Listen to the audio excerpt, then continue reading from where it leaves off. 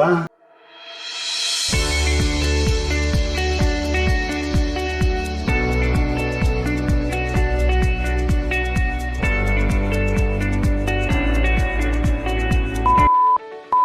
Descomplicando assuntos pertinentes do seu dia a dia, entrevistas, debates e muito mais. Bate-papo leve e descontraído. Vai Vendo o Podcast com Roberto da Luz.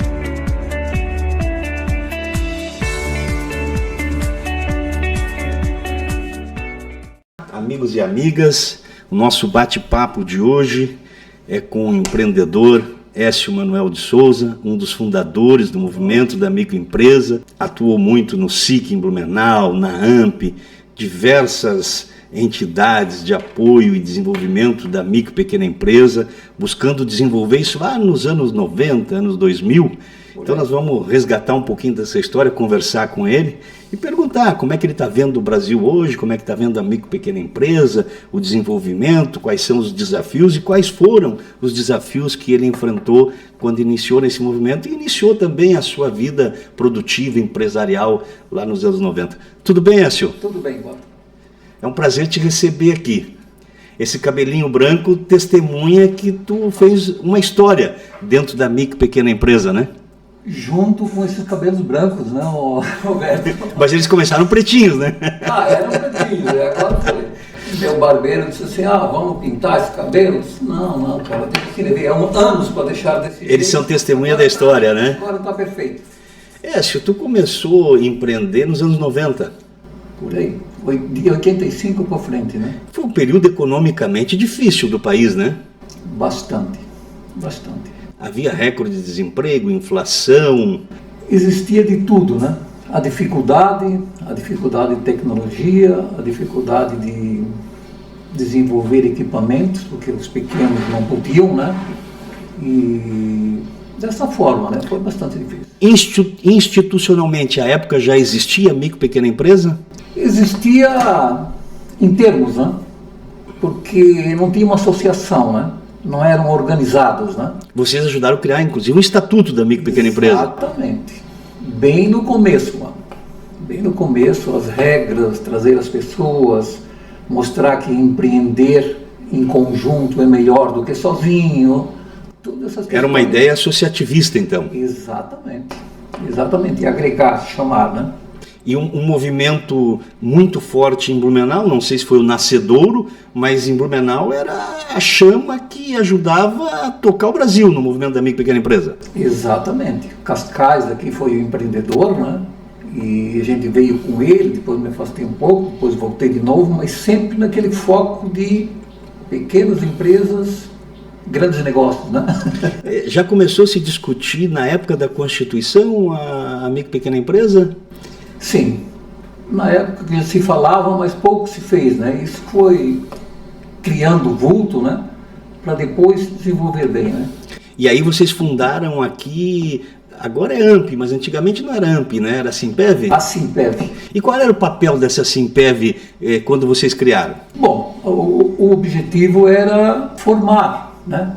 Formar pequenas empresas, instruir, trazer o que eles podiam, o que não podiam, incentivos, né? Como é hoje também, né? Incentivos para que se desenvolvesse, né? Todo pequeno se torna grande, né? E já havia linhas de crédito para financiamento de equipamentos, máquinas, giro de caixa, já havia isso disponível ou vocês correram atrás disso? Olha, Roberto, eu acho que até hoje não tem o que precisa, né? Até hoje não tem o que precisa. Eu vejo que estava comentando com o Décio Lima em um encontro no Sebrae, Florianópolis, né? Em reunião lá com esse pessoal que trabalha, com meus filhos trabalham, né? Grandes magazines, inclusive estavam os diretor internacional da Renner também presente, né? Aí eu não fui lá para falar com eles sobre isso, mas a gente acaba se envolvendo, porque é paixão, né? E tem um complexo histórico aí, né, que você busca lá, né? E a gente tem isso tudo com a gente, sabe? Então, aí eu disse para o Décio Lima, o que tu acha? Eu disse, olha, eu acho que falta política voltada realmente, não uma intenção. Tem que fazer, né, Roberto? Porque A gente sabe que hoje 70% ou mais, eu até acho que é mais, mas vamos dizer 70% das carteiras assinadas no Brasil são de micro e pequenas empresas. Aí eu perguntei para o Décio Lima, ô Décio, por que o dinheiro não vem para o pequeno? Tem alguma coisa de muito errado nisso, não? Baixou a cabeça, meio que resmungou, tá, mas não me respondeu, né? Entendeu? Então é assim, a gente está sempre na ativa, né? Quando a pessoa fala alguma coisa, né? A gente, não é bem assim, né? Tu comentou sobre o índice de empregabilidade da micro e pequena empresa. De certo modo, ela contribuiu para mudar o perfil das empresas têxteis em Blumenau, em Santa Catarina, né? Porque nós tínhamos 4, 5 grandes empresas em Blumenau que empregavam cada uma 10, 12 mil empregados, sim. E hoje nós temos centenas de pequenas, micro, médias empresas no setor têxtil. Mudou bastante, diversificou. Tem ali um papel da micro e pequena empresa nisso? Tem muito, né? Porque assim, a grande empresa, eu vejo, né? Minha opinião, eu vejo que ela é lenta nas suas atitudes e no resultado. Entendeu? É uma máquina muito grande para se locomover. Né? E quando quebra, leva muita gente junto, né? Também, mas assim, hoje eu vejo que eles abriram a visão para terceirização, né? Onde entra o pequeno empresário, né? Porque o pequeno empresário ele tem mais agilidade na produção, ele tem mais agilidade, ele tem mais resposta mais rápida. Então, hoje, os grandes dependem dos pequenos. Só que o pequeno ainda não se deu conta disso. Tá? Ainda não se deu conta disso, né? Porque tu veja que a empresa que meus filhos tocam, né? Ela começou lá no começo comigo e eu não sou de ficar preso, eu não gosto, eu gosto de andar, conversar, fazer e tal, né? Então eu não tomo na empresa, vocês querem continuar, continuam, não continuam, mas vocês abrem uma empresa para você e ficam, né? Então, no ramo de atividade que eles atuam, hoje a maior empresa que tem, ela tem, vamos dizer assim, 10 funcionários, né? E hoje eles têm lá 80, no mesmo segmento. Por que eu cresci e outro não? Não é verdade? Falta orientação para esses pequenos, sabe? Para eles saberem a importância que eles têm dentro do grupo, né? Por exemplo, na rede de Magazine hoje eles são os maiores. Entendeu? Eles produzem hoje para as magazines. Sim, eles estão no topo. Mas tem um grau de exigência também privado ali muito grande, de credenciamentos. Tem a BVTEX, né? A BVTEX é um selo de qualidade. Eles têm lá 8 anos, tem empresa que fornece trabalho para eles, né? E não tem ouro. Mas isso é um custo alto para manter esse selo. Sim, eles gastam lá em média de 50 mil por mês. Só para manter. Por mês, para manter? Né? Mas a certificação, que eu digo, quem tem 10 funcionários não vai fazer isso. Está sempre, né? Tem empresas que fornecem serviço para eles lá que não têm a classificação. Essa certificação assegura a qualidade do produto, das pessoas que trabalham, ambiente de trabalho. Tudo, até papel higiênico, eles fiscalizam. Tem uma fiscalização de 15, às vezes de 15 dias, às vezes de uma semana. Saúde financeira da empresa, tudo eles fiscalizam. Tudo.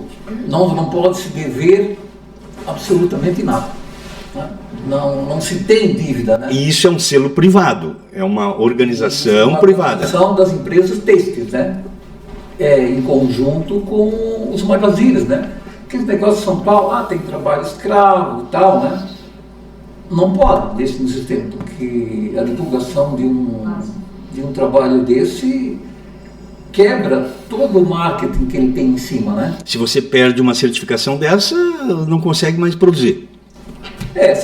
Se a gente ferir algumas regras dessa certificação, 6 meses de gancho para produzir para nenhum magazine no Brasil. Falência, né?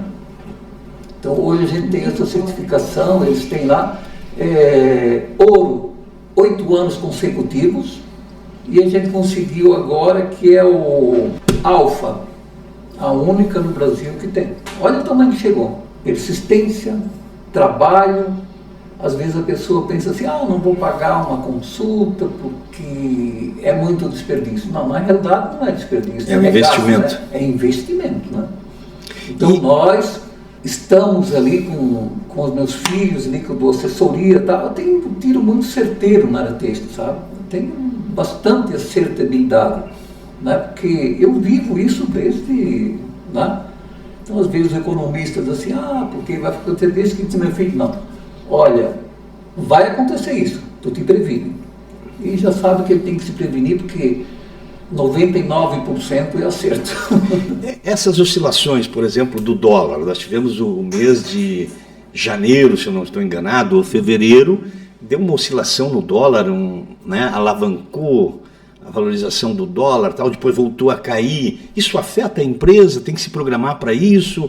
Ou vocês trabalham interno e isso não chega a afetar? Não, hoje como eu disse, como eu falei para você no início, as pequenas empresas, os pequenos lá, que não estão bem orientados nesses setores, tá, eles perdem. Mas nós não. A gente atingimos um grau de que nós fizemos o preço hoje. Porque eles têm filas de clientes lá. Todo mundo quer colocar com eles lá o trabalho. Por quê? Pelo grau de aprovação. Vamos dizer assim, hoje uma empresa normal, ela tem 80% de aprovação. São os pedidos que vêm do cliente, são preparados, isso aqui não vai passar, tem que voltar, vai ter que refazer, vai ter que vender com um preço menor e pronto. Né? Essa é a tua consultoria, tu presta para outras empresas? Sim, também, para outras pessoas? Essa visão aí de olhar lá na frente, não aqui. Né? Interessante que no começo eles trabalhavam, a gente trabalhava, né? Na minha orientação também era de que a gente tinha que atender o cara que trazia o serviço para ti. O cara está pagando, entendeu? E o segredo do negócio, o pulo foi esse, né? De saber que a gente não trabalha para eles. A gente trabalha para o cliente que compra a mercadoria deles. Que daí você se adapta à qualidade que ele tem, né? Para daí as coisas dar certo. Né? Hoje, de 80% que a gente tenha de aprovação, hoje passa de 95% de aprovação. Voltando um pouquinho na tua história, na Simpev, na AMP, ali no início e tal, chegasse a exercer algum cargo de direção dentro da AMP, de coordenação? Sim, eu era gerente da área têxtil, né? Era gerente da área têxtil ali na... Aí organizava os empresários, palestra... Olha, para mim foi um pouco frustrante, sabe, Roberto? Porque assim, as pessoas já vêm com uma ideia que não mudam, sabe? Tanto que eu disse para ele o seguinte, na época todo mundo tinha sua marca própria. E na época estava começando a vender os magazines estavam chegando, tomando conta do mercado. Eu sempre falei o seguinte, mas eles querem produzir. Produz a tua marca. Né? Faz as empresas de fora aí. Eles não mudam uma etiqueta para ser de uma Avan, de uma Renner, de uma C&A. Não, eles botam dentro da Renner, da C&A, a marca deles. E aqui no Brasil, eles fizeram justamente o contrário. Você produz e outro ganha os louros. Isso, ele só coloca a etiqueta. Bota a etiqueta da empresa grande, né? E acabou, morreu ali, né? Às vezes eu vejo que tem uma crise do dólar, e vamos fazer a nossa... Vejo empresas médias aqui, não vou citar o nome porque não seria nem conveniente, né? As empresas conhecidas, não, agora deu uma dificuldade de compra, nós vamos fazer a nossa marca. Daqui a 3 meses o magazine começa a comprar de novo, ele esquece de lado, entendeu? Ele não consegue criar mais, porque o magazine hoje você vai numa loja de Renner, Avan, C&A, você vai encontrar de tudo, não é verdade? É isso. Hoje se estabeleceu a venda online, a venda pela internet, mas nos anos 90... A venda presencial no atacado foi muito importante para o têxtil, né? Sim. Brusque surgiu com a Rua Zambuja à época. Sim. E aí Blumenau criaram uma alternativa que foi o SIC. Tu participou desde o início ali do surgimento do SIC, né? Qual foi o teu papel no surgimento do SIC, Écio? Olha, gente, pela primeira vez eu vou ter a oportunidade de falar a minha mágoa ali dentro da AMP, né? Porque a gente tinha núcleos, né? E esse núcleo têxtil que eu era gerente, não vou dizer que foi sozinho, foi com alguns empresários que estavam lá também, né?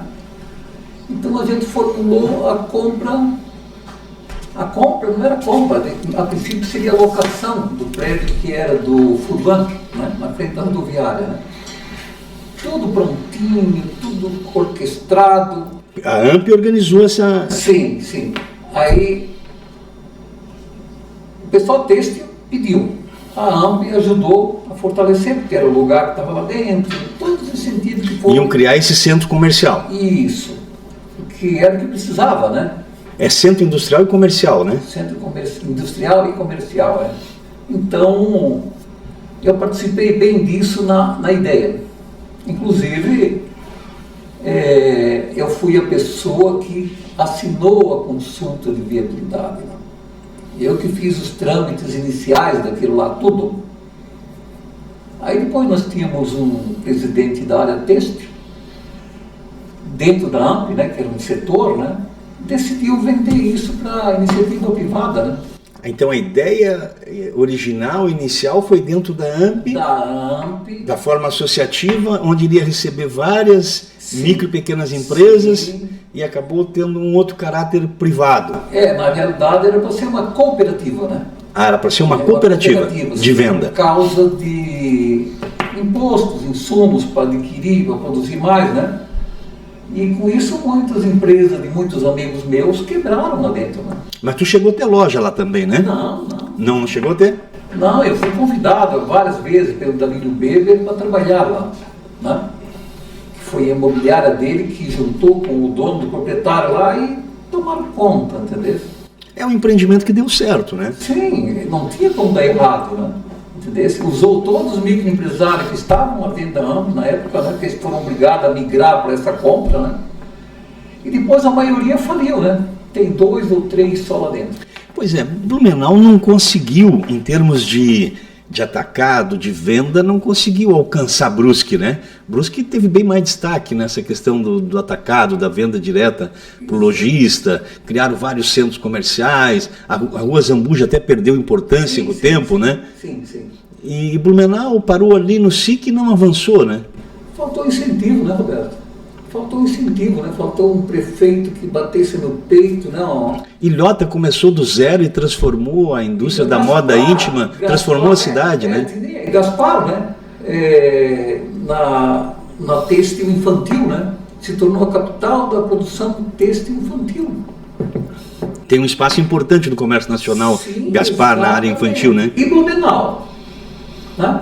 Eu sempre falo. A nossa cidade está patinando os últimos 30 anos, né, Écio? O seguinte, né, Roberto? Eu falei para o prefeito Mário aqui, numa reunião que a gente estava junto, eu disse para ele o seguinte: Mário, nós nos tornamos a capital nacional da cerveja. Eu duvido que a cervejaria sustenta a área têxtil. Porque se a área têxtil não pagar... Ou quantas pessoas eles empregam também, né? Sim. Entendeu? Eu disse assim, ó, eu acho um absurdo, sabe? Eu fui muito na rede social, é o seguinte: gente, a nossa história é têxtil, né? Por que nós vamos ser capital nacional da cerveja, cara? Por quê? E o que a prefeitura poderia fazer, Écio, no teu ponto de vista? Eu vejo assim, ó, as confecções hoje, vou falar da têxtil, né? Sim. As confecções hoje, elas são precárias, sabe? Mal trabalha a família, tal. Hoje dificilmente tu tem uma empresa com 30, 40 costureiras. Tem aí para cima, Rio do Sul, Taió, essa região toda, né? Aqui em Blumenau, vamos dizer, que eu conheço a fundo, né? São 3 ou 4 pessoas da família que costuram, né? E depois não mantém uma biblioteca, entendeu? Que é obrigado a ter, porque senão não consegue trabalhar com produtos de magazine. Porque daí tu tens que ter uma auditoria, né? Então, Uma confecção hoje, ela teria que pelo menos ter de 20 a 30 funcionários para ela dar certo. Eu falo como experiência, né? Para ela dar certo. E ela poder ter da prefeitura, ou do Sebrae, como eu falei para o Décio Lima, entendesse? Um aporte de capital, entendesse? Criar uma espécie de um berçário para mim, pequena empresa? Não. Hoje a empresa têxtil, a costura, ela precisa de... hoje você pega uma camisa feminina, ela faz tudo. Bota manga, põe, e bota um adereço, e bota não sei o que, e faz toda.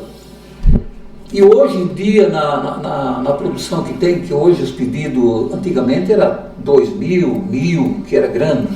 Hoje eles fazem pedidos, magazine de 30, 40 mil peças, um pedido só de uma qualidade. Entendeu? Então, assim, ó, quem tem uma confecção, ela tem que contratar uma pessoa que trabalha em reta, uma pessoa que trabalha em over, uma pessoa que trabalha em cobertura e mais algumas coisas. Né? E tem essa mão de obra disponível hoje? Não tem. Então, hoje ela tem que, minha maneira de ver, ela sobreviver. Eu ainda quero ver se coloca isso em prática. É o seguinte, eu vou fazer uma operação só. Por exemplo, a minha facção com 10, 15, ou 6, ou 8, ou 10 pessoas, vamos dizer, ela vai fazer uma operação só. O que é uma operação? Eu só vou fechar lado das camisas. A outra vai fazer o serviço de cobertura, bainha, tal. Porque se ela fazer uma operação só, ela vai se concentrar e se especializar naquilo.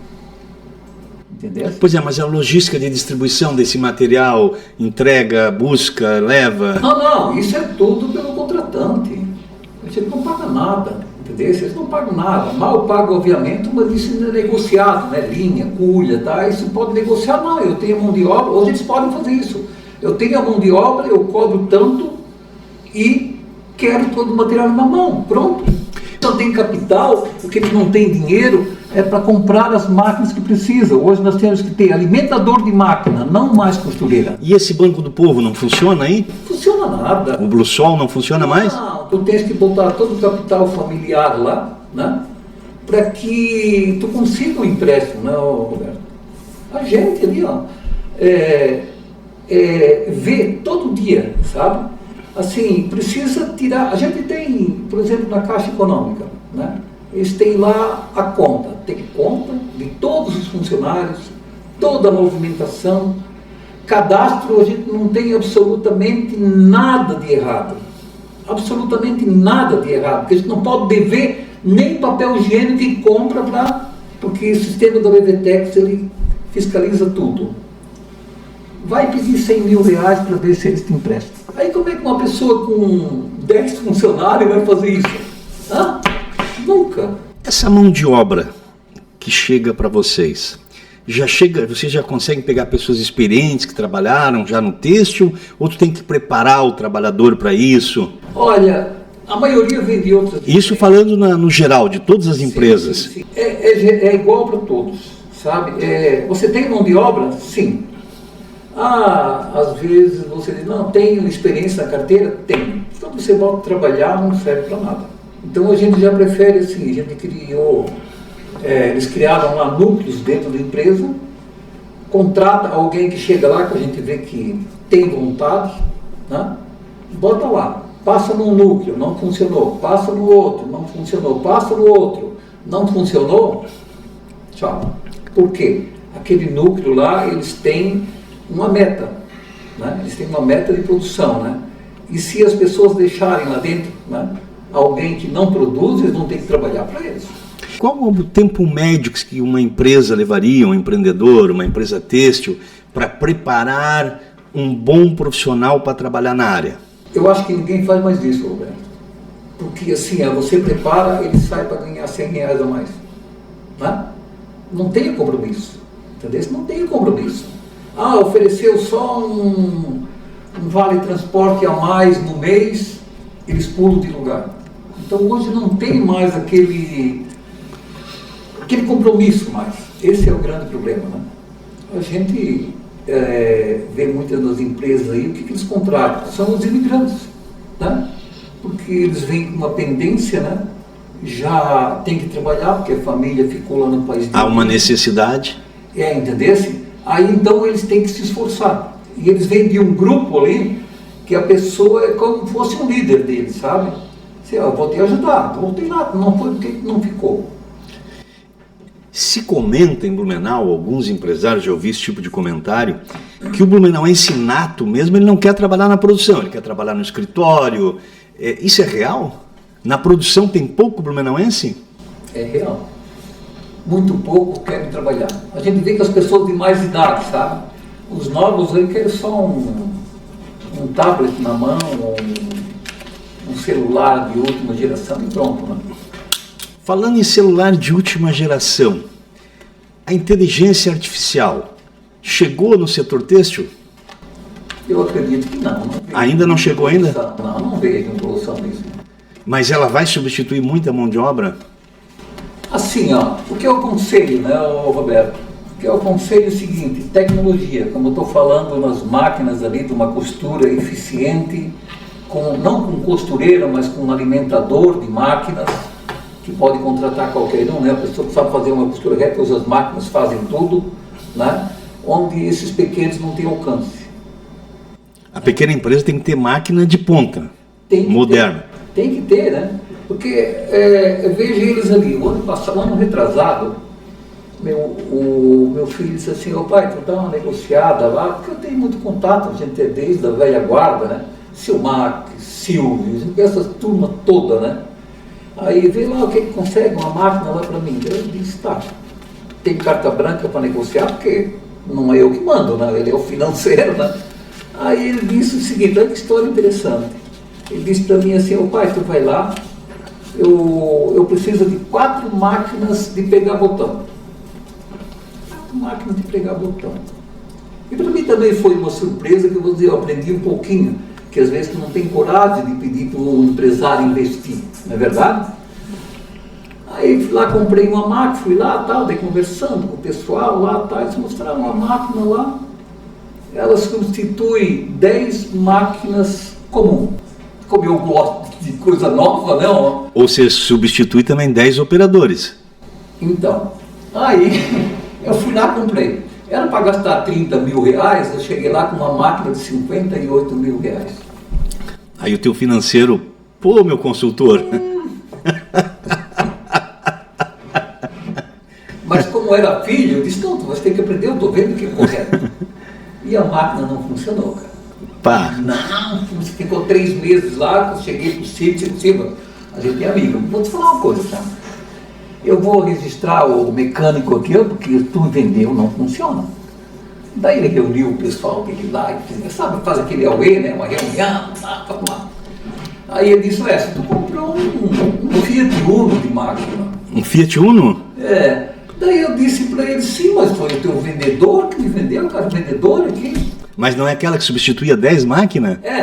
Eu perguntei para ele, ele disse: não, mas isso aí não é para empresa grande, igual que os teus filhos têm lá. Essa máquina é para quem faz só a produção própria. Eu disse: pô, ninguém vai investir 58 mil numa máquina, né? Não veste?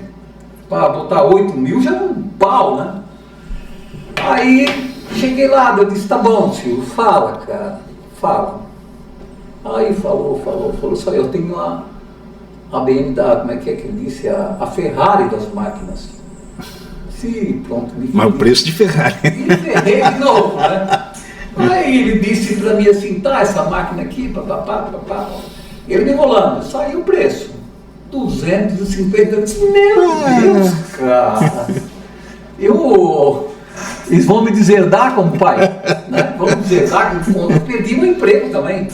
Aí ele disse o seguinte: olha, e essa máquina vai produzir, Silvio? Ele disse o seguinte: olha, se eu vou fazer uma coisa contigo, eu boto em contrato que tudo que ela não produzir, a Silmac paga. Opa!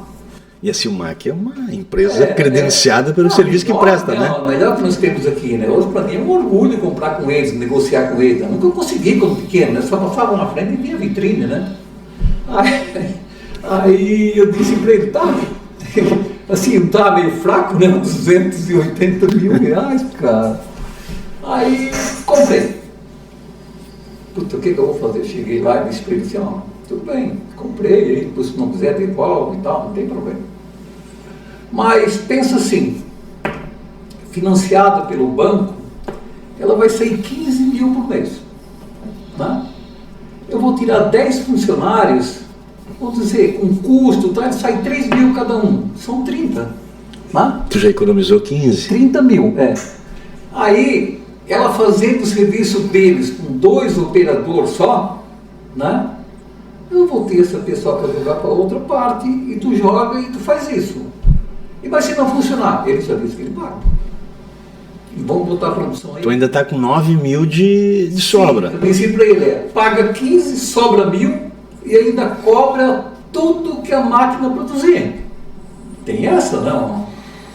Entendeu? Às vezes o empreendedor ele não vê isso, né, cara? Assim, eu também, assim, eu sei disso. É que muitas vezes vai pela possibilidade, né? Mas daí tu coloca, tem a necessidade e possibilidade. Coloca, eu preciso de tal máquina, mas eu só disponho de tanto. Tu coloca em prática, né?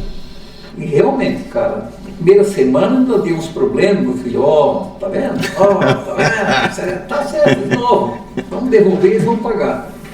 Hoje ela está lá, né? Faz 3 anos, já está paga, né? Já se pagou sozinha, né? Substituiu os 10 funcionários. Ela está lá reinando majestosamente dentro da nossa produção, entendeu? Então, substituiu 10 máquinas muito tranquilo. E às vezes ela fica parada, da rapidez que ela é. Entendeu? Então, tem.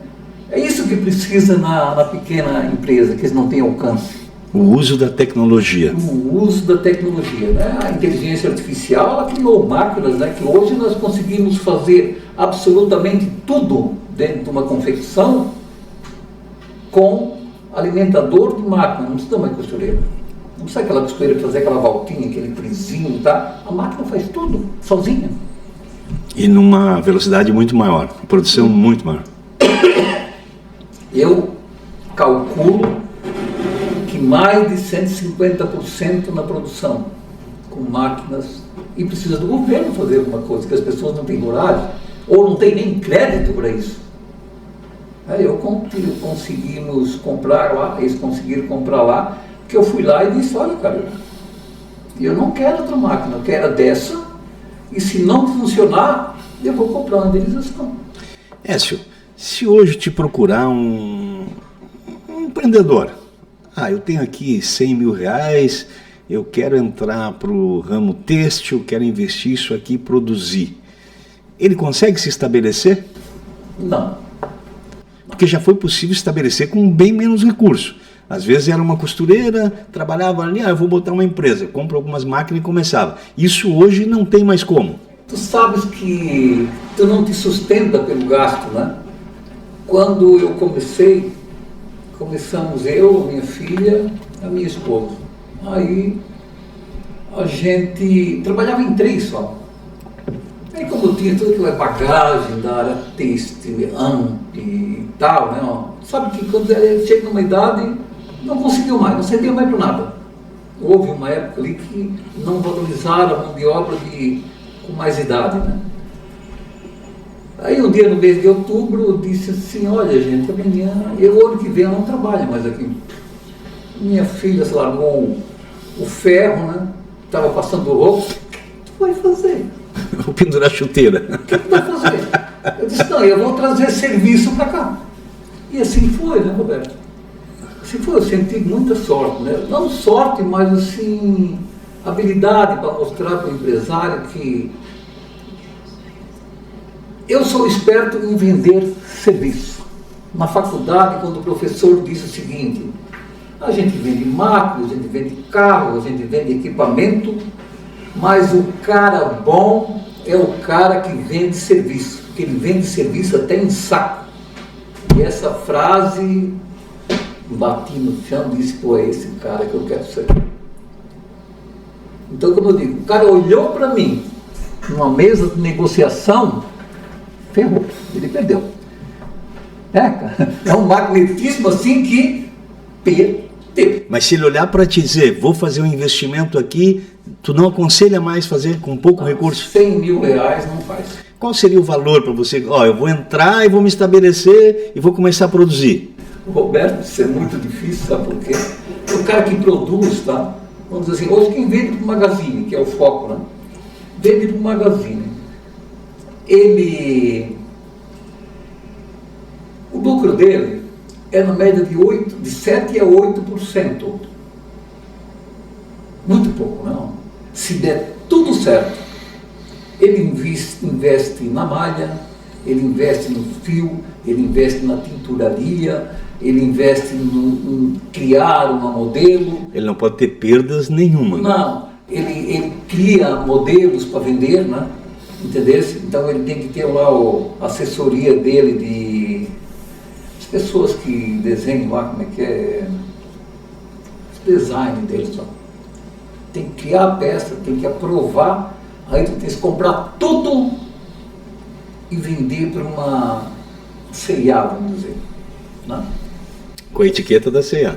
Com a etiqueta da C&A. Tem essa, não pode nem revender fora depois, né? Aí o seguinte, a C&A recusa um pedido desse.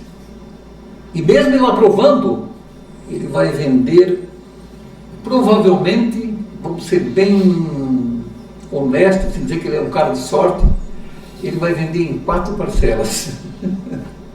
Onde é que foi o dinheiro dele?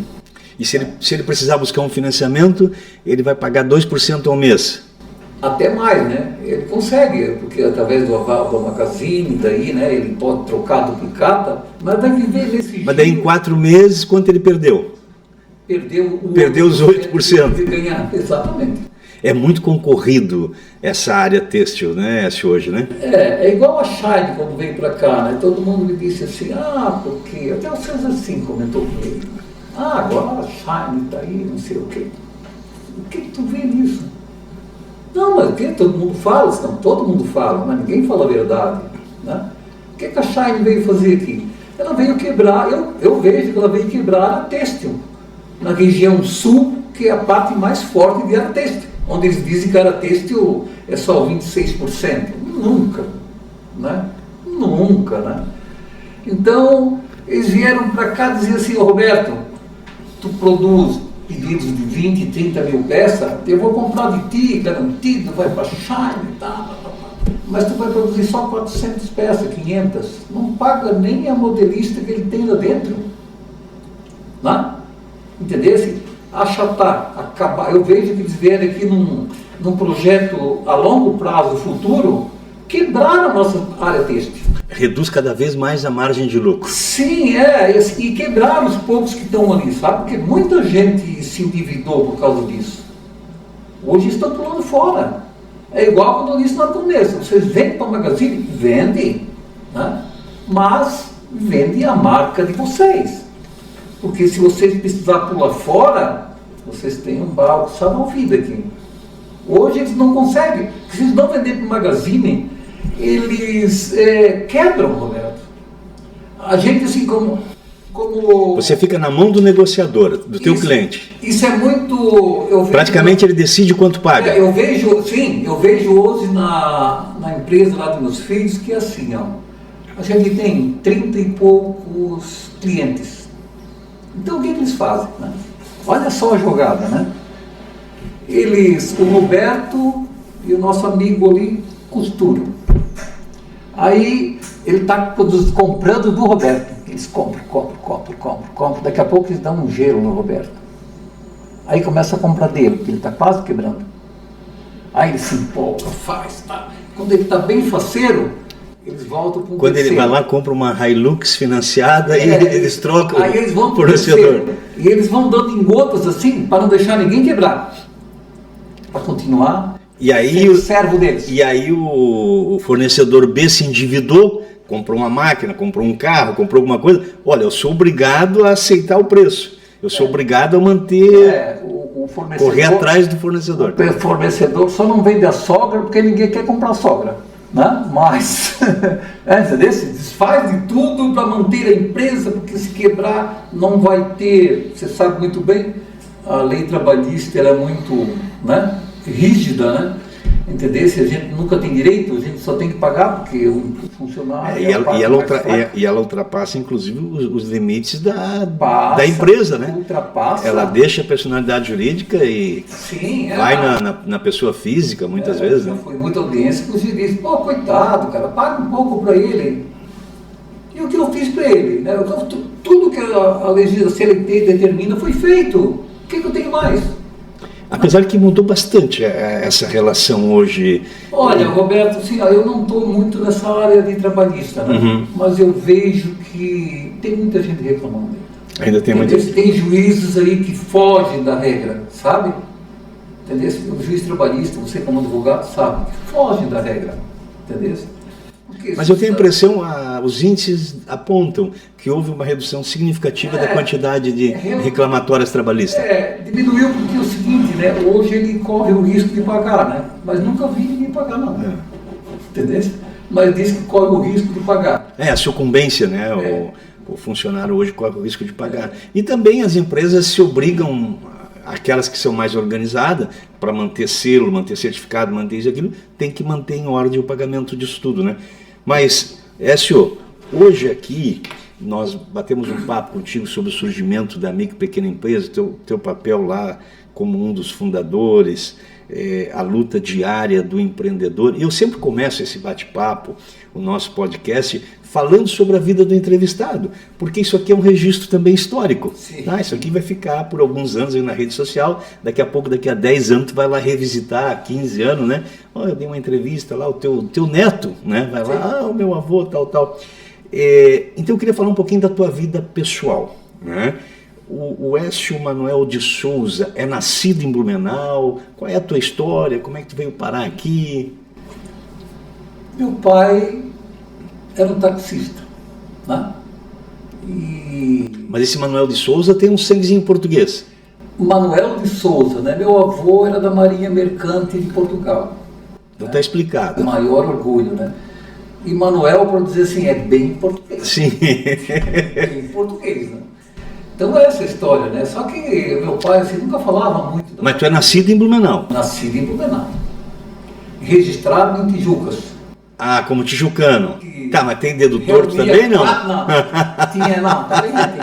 Tinha 4, 5 filhos, lá tinha um amigo lá que fazia tudo, né? Entendeu? Vai lá, faz o pacote lá e pronto. É isso. Então tu é blumenauense da gema do ovo, quando se criou aqui, nasceu aqui. E estou aqui ainda. Ah, que legal. E os teus pais nasceram aqui também, vieram para cá? Minha mãe é aqui de Timbó, né? E meu pai de Tijucas, né? Nacionalidade do pai dele, a mãe dele era de origem alemã. Hoje tu mora na região da Velha, sempre moraste na região da Velha? Não, faz uns 20 anos que eu moro ali na Velha, eu morava na Fortaleza, ali próximo à igreja, o Fitzkegler, aquela coisa. Ali é um bom lugar de se viver também, né? Estudou por ali também? Sim, no Heriberto José Miller. Dei aula lá também. Ah, que legal. Sim. Vocês são em quantos irmãos? 5 irmãos. Até que pro teu tempo a família até não era muito numerosa, né? Porque geralmente as famílias eram maiores nessa época, né? Pergunta na minha família. Quantos filhos tens? 8. 7 biológico e mais um adotivo. Não teve preguiça, né? Hoje o nosso financeiro. Não teve preguiça, assistiu pouca televisão. Não gostava muito dos programas da época. Valeu a pena? Eu acho que sim, sabe, Roberto? Assim, tu ensinar um ser o que é certo, o que é errado, né? Meus filhos hoje me dão orgulho. Dão trabalho, assim, a gente sabe que dá, como é que eu vou assim, às vezes causa uma tristeza, né? Porque às vezes não entende o que você quer. Né? Eu acho que os filhos têm a tendência de querer dizer depois de velho o que o pai tem que fazer, né? Aí o bicho pega, porque eu não aceito, né? Entendeu? Há uma mudança de condição, né? Não, eu não vou essa parte, né? Então, e os netos, né? Os netos agora, meu Deus, não tem nem o que, não tem como definir neto. Que maravilha. Quantos netos tu tens? 13. 13, né? 13. Também 8 filhos, né? Aí deu uma média de pouquinho mais do que 2. Eu tenho um sonho de chegar a 30. Opa! Se apura. Já avisou os filhos? Já avisei. A minha nora disse de eles, vamos comprar um apartamento, 3 quartos, tal. Você é um casal, cara, 3 quartos. Pra quê? O que ela me respondeu? Tu não quer 30 netos? Onde é que nós vamos botar isso? Vou começar. Ô Écio, a gente enfrenta muita dificuldade no Brasil. É um país em desenvolvimento, né? Na minha leitura, não sei se tu pensa diferente, mas nosso país era muito pobre, anos 80, anos 90, muita dificuldade. Acho que hoje melhorou. As pessoas hoje, as pessoas hoje têm um acesso a uma condição de vida bem melhor do que a tua geração teve, a minha geração teve, anos 80, anos 90. Algumas pessoas falam mal do Brasil. Tu gosta do Brasil? Tu é feliz de morar aqui? Tu tivesse a oportunidade de morar fora, tu iria embora? Não. Eu, de vez em quando, eu falo lá para ele que eu vivo em Portugal, eu acho que eu moraria aqui. Mas, quando eu penso no meu Brasil, não. Entendeu? Nós temos que honrar a pátria, né? Eu vejo que temos dificuldade, mas tivemos muito avanço. Normalmente as pessoas só vê o lado ruim, né? Entendeu? A pessoa só vê o lado ruim. Né? Política, tal, não. Olha, gente, eu tenho a minha posição política. Então eu sou esquerda, entendeu? Que é raro um empresário, né? Sim. Hoje se dizer de esquerda em Blumenau. Sim, eles me criticam muito, sabe? Mas assim, pode criticar à vontade. Eu quero ter a minha liberdade de gostar do que eu quero, do que eu gosto, não é verdade? Eu acho que, porque você é a favor do trabalhismo e os filhos, a família tem empresa, eu digo o seguinte, olha gente, eu acredito, né, que todo mundo tem que ter direitos iguais, tá? Que trabalhe para isso, acabou. Oportunidades, oportunidades iguais, né? E direitos, né? O que eu sempre falo? O seguinte, o cidadão da Chica Guerreiro me falou, pois mas é funcionário, é gasto, tá, tudo bem, mas a culpa não é deles, não é verdade? Assim, nem todos da minha família, netos, bisnetos, vão ser empresários. Eles vão ter que ter um salário justo, digno, não é verdade? Então eu vejo assim, não é eu estar bem, é todos estarem bem. E o dinheiro tem que circular, né, Écio? É que eu sempre falo o seguinte, nunca vi enterro com mudança. Não é verdade? Como é que é? Enterro com mudança? Já viu? Não. Não tem. Tudo fica aqui. Uhum. Não é verdade? A gente não leva, né? E se distribui isso, né? Todo mundo está bem, cara. Todo mundo está feliz, todo mundo vai tratar bem, vai diminuir a criminalidade, porque hoje a pessoa vê alguém lá com mais, eu vou ter que tirar porque eu não tive oportunidade, ou acha que não teve, mas teve, né? Mas a mentalidade é essa, que a pessoa não tem estudo, não tem raciocínio. Eu acho que na discussão política, como eu vejo sempre, as pessoas não têm informação. Tem uma pessoa ali que é até meio parente, assim. Cara, ele me disse o seguinte na última eleição: nós não tivemos ditadura no Brasil. Eu disse, meu Deus, cara, que país tu veio? Mas hoje ele acha que nós vivemos uma ditadura. Sim. Hoje sim. É um contrassenso. Por um ladrão, né? Quando hoje tem a liberdade para se falar o que quer, inclusive chamar o presidente de ladrão. Agora, logicamente, tudo na vida tem consequência, né? Sim, tem medidas, né? Surgiu um movimento, uma ideia de que era possível falar tudo contra todos e não responder nada, sem consequência nenhuma. Sim. Isso se torna uma sociedade sem lei, né? E aí vai virar o caos. Eu vejo a internet isso, né, Roberto? As pessoas aproveitaram. Verdade. Nós estamos na internet, mas você tem que ter consequência no que fala, né? Você voltar e explicar o porquê tu falou alguma coisa, isso aumenta mais a visibilidade. E entender que quando você fala, se eu vou falar alguma coisa de alguém, eu tenho que ter fundamento e prova. Não basta a minha convicção política, minha visão, porque é meu inimigo e tal. Tem que ter cuidado com isso, né? As pessoas hoje estão usando muito mal um instrumento de liberdade e construção que é a internet. Eu acho que mesmo você tendo razão, tendo prova, você tem que ser comedido. Que determinadas coisas, mesmo você tendo razão, você não pode falar, né? Sim, a difamação é uma coisa, você não pode difamar as pessoas. Não se apaga, né, Roberto? como tu diz, né, esse podcast vai aparecer aí daqui a 10 anos, entendeu? Então, você tem que ter, acho que um pouco de Deus no coração e piedade, né? E nós chegamos a um ponto de ver pessoas ameaçando com arma na mão, autoridades, juízes, ministros do Supremo, ministro do STJ. E se fizer isso nos Estados Unidos, em qualquer outro país civilizado, vai preso na hora. Assim, O FBI estoura a porta e entra e prende todo mundo. na penúltima eleição, tinha um cidadão que na rede social sabe que é uma dificuldade para discutir política. Sim, geralmente a outra parte não tem paciência para discutir, né? Para conversar, trocar ideia. Cara, eu vou conversar contigo depois da eleição, depois eu também quero conversar contigo depois da eleição.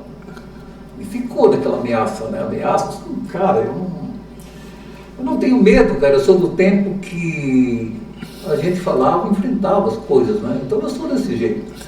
No final da eleição, fechou a contagem de votos, ele disse, e daí, meu cara? E daí? O que aconteceu? Eu disse, olha, eu vou te explicar, é simples, tu vai entender. Nós vivemos numa democracia. A eleição acabou de acabar. Feliz com o que ganhou? Óbvio que não. Não vou poder falar isso. Mas eu digo o seguinte, vou fazer de tudo para o meu Brasil ficar melhor. Entendesse? Te parabenizo porque o teu candidato ganhou. Fico triste com o meu? Não. É porque na democracia a vontade de todos prevalece. Agora vamos ter que todo mundo fazer para que dê certo. Aí ele disse, puta merda, né, cara, não vou poder te criticar agora. Claro que não. Eu disse, mas eu não posso também dizer. É verdade, né? E a gente aprendeu com o tempo também, e para quem está chegando agora na discussão política, entrando na vida política e tal, é compreender que o mundo não acaba independente de quem ganha a eleição. Ganhou o A ou B, não vai se transformar nem no paraíso nem no inferno. Tem gente que às vezes escolheu determinado candidato e o determinado candidato acabou influenciando terrivelmente negativo na vida dele. Às vezes o teu adversário pode fazer um governo melhor do que você espera. Então assim, ninguém é dono da razão, a gente tem que aprender, né? Cada um com as suas convicções. Certamente a tua convicção é sustentada no teu conhecimento, na tua vivência, na tua história, no teu passado, naquilo que tu presenciou, que te fez acreditar que esse é o melhor caminho. Tudo que me moldou nessa caminhada. Claro, e aí o que tu colocou, o melhor que existe nisso tudo é a democracia, porque aí vence sempre a maioria e ela faz a escolha. Obrigado pela tua presença. Até a próxima. Valeu. Prazer.